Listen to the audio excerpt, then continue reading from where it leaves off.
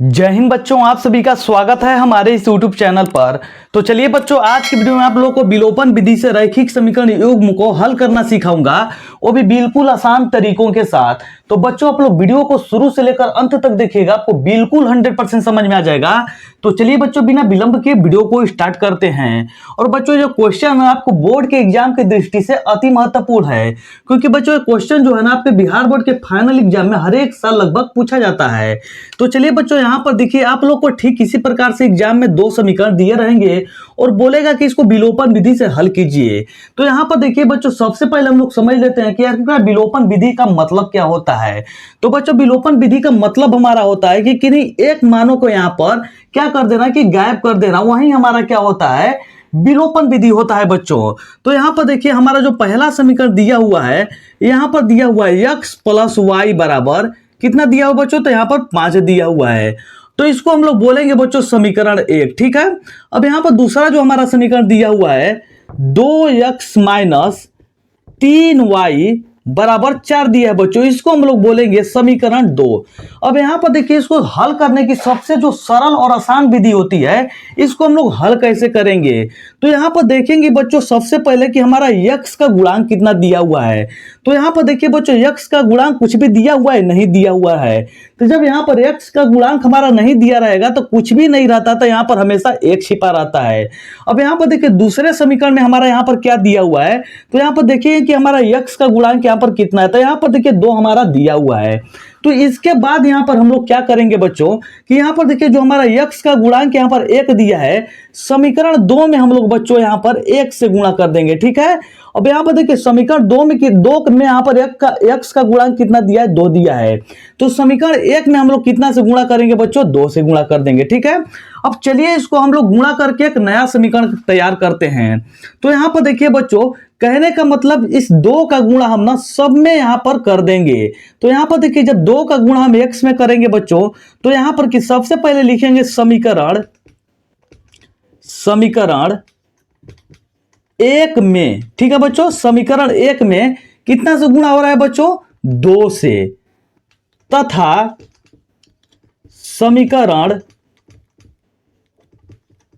2 में 1 से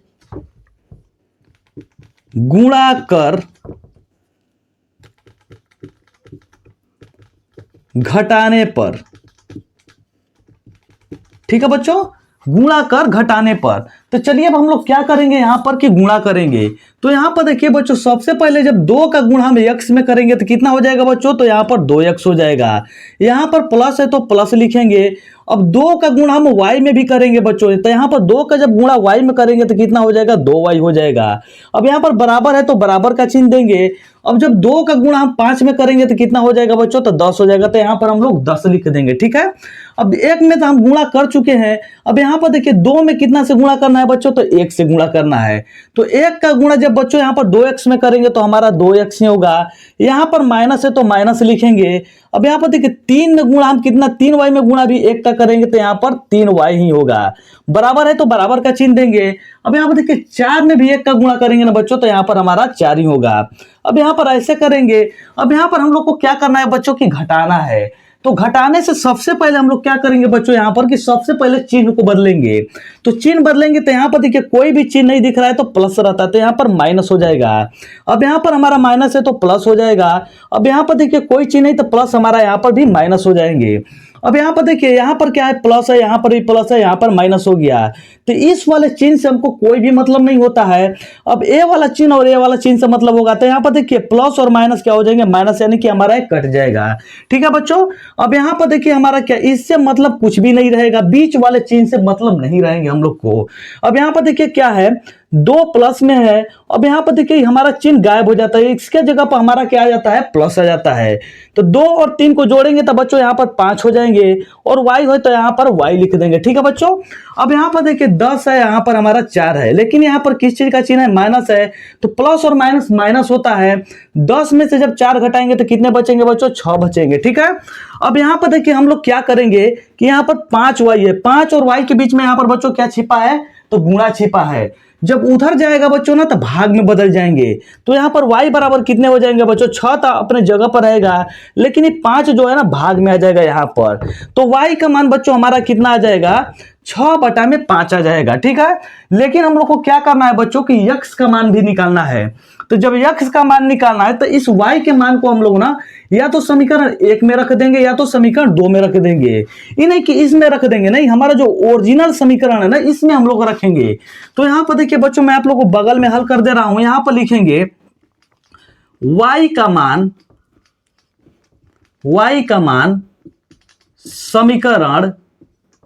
समीकरण 1 में रखने पर। ठीक है बच्चों, अब 1 में रखने का मतलब हमारा यहां पर क्या होगा कि जहां पर y होंगे वहां पर हम लोग कितना रखेंगे, 6/5 रखेंगे। वो भी किस में रखेंगे, तो समीकरण 1 में रखेंगे बच्चों। तो यहां पर देखिए जब समीकरण 1 हमारा क्या है, तो x प्लस और y है, y के जगह पर कितना रखेंगे बच्चों, तो यहां पर 6/5 रखेंगे। ठीक है, बराबर में कितना दिया है, यहां पर देखिए 5 दिया है, तो यहां पर हम लोग लिखेंगे 5। ठीक है, अब यहां पर देखिए इसके साथ हमारा क्या है, चर पद है, ये हमारा अचर पद है। तो इसको हम लोग क्या करेंगे, उधर भेजेंगे। तो यहां पर प्लस है, जब बराबर के उधर में जाता है ना बच्चों तो माइनस में हो जाता है। तो यहां पर देखिए हमारा क्या हो जाएगा, 5 तो अपने जगह पर रहेंगे। अब यहां पर प्लस है, उधर जाएगा तो माइनस हो जाएगा, 6/5। अब इसके भी नीचे 1 छिपा है। आप लोग को देखकर क्या समझ में आ रहा है, तो इसको देखकर आप लोग को यही समझ में आ रहा है, तो ये तो हमारा क्या है, भिन्न का घटाव है। तो हम लोग यहाँ पर भिन्न का घटाव करेंगे, 1 और 5 का एलसीएम निकालेंगे तो बच्चों यहाँ पर 5 ही होंगे। तो यहाँ पर 5 लिख देंगे। अब देखिए 1 से भाग हम लोग 5 में करेंगे तो 5 बार में कटेगा, और 5 में 5 का गुणा करेंगे तो कितना हो जाएंगे, 25 हो जाएंगे बच्चों। यहाँ पर माइनस है तो माइनस। अब यहाँ पर देखिए 5 में 5 से भाग करेंगे, 1 बार में कटेगा, और 1 में 6 का गुणा करेंगे तो यहाँ पर 6 ही होंगे। अब इसको जब हम घटा देंगे तो 25 में से 6 घटाएंगे बच्चों तो कितना बचेंगे, 19 बचेंगे। तो यहाँ पर लिखेंगे 19, और नीचे 5 है तो 5। क्या हमारा 5 से 19 कटेगा, नहीं कटेगा। ऐसा कोई टेबल है जिससे 5 और यहाँ पर 19 कट जाए, नहीं। तो जो हमारा नहीं कटेगा ना, तो यही हमारा क्या हो जाएंगे, x का मान होंगे। तो लास्ट में हम लोग ऐसे लिख देते हैं बच्चों की x बराबर 19/5 और y बराबर कितना आया बच्चों, तो 6/5। यही हमारा क्या हो जाएंगे बच्चों, बिल्कुल 100% राइट आंसर हो जाएंगे। तो चलिए बच्चों, आप लोग को आशा करते हैं कि आप लोग को विलोपन विधि से रैखिक समीकरण युग्म को हल करना बिल्कुल 100% समझ में आ गया होगा। यदि बच्चों आप लोग को वीडियो अच्छी लगी तो वीडियो को लाइक कीजिएगा, चैनल को सब्सक्राइब जरूर कीजिएगा, और इस वीडियो को अपने दोस्तों के साथ शेयर जरूर कीजिएगा। तो चलिए बच्चों, मिलते हैं नेक्स्ट वीडियो के साथ, तब तक के लिए जय हिंद।